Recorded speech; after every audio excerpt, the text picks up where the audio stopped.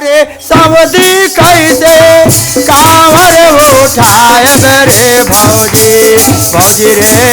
कैसे अकेले देवघर जाए रे भौजी भौजी रे कैसे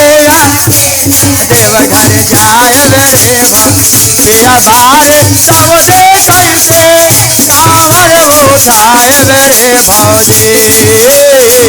पिया बार सवदी कैसे कांवर उठाए रे भौजी भौजी रे कैसे अकेले देवघर जाए रे भौजी भौजी रे कैसे देवघर जाए रे पिया बारे सवदे कैसे कांवर उठाए रे भौजी पिया बारे सवदे कैसे कांवर उठाए रे भौजी रे कैसे अकेला देवघर जाए रे भौजी भौजी रे कैसे हरदम रहे उनका रुपया के नाता हो हरदम रहेला उनका रुपया के नाता हो पहले से रहे दिलवा में आता हो पहले से लागल रहे दिलवा में आता हो होनवा पर कहले चढ़ते सावन में आए रे भौजी कहले चढ़ते सावन में आए रे भौजी भौजी रे कैसे अकेला देवघर जाए रे भौजी भौजी रे कैसे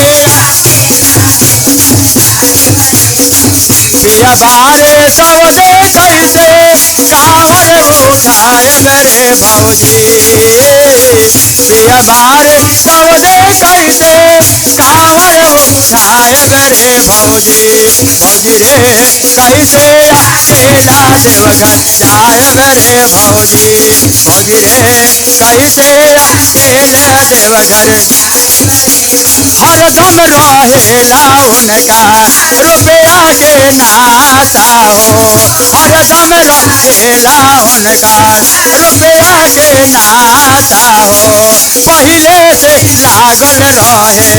दिलवा में आता हो पहले से लागल रहे दिलवा में आता हो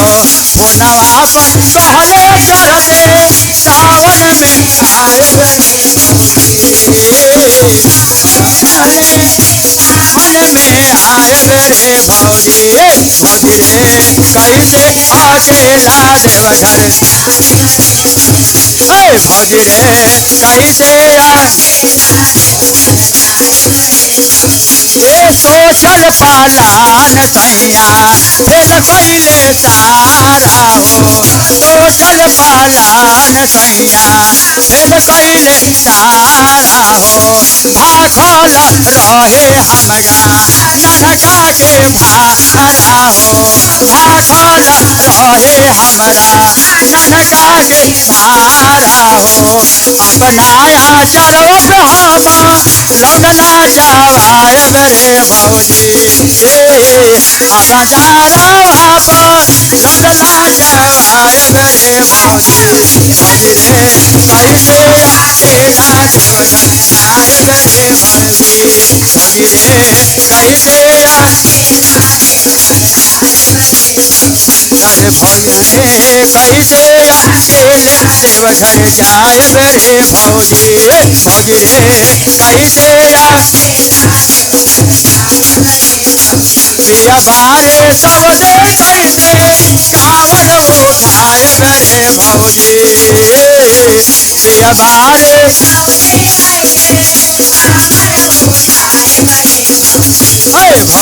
रे कैसे अकेला देवघर रे भौजी भौजी रे कैसे हमरे गोइल बारे खोल के दुआरे हो हमर यहाँ गोइल बारे खोल के दुआरे हो और जी लगावे लागी खोल के दुआरे हो और जी लगावे लागी खोल के दुआरे सास ससुर के संग हम नाही जायब रे भौजी सास ससुर के संग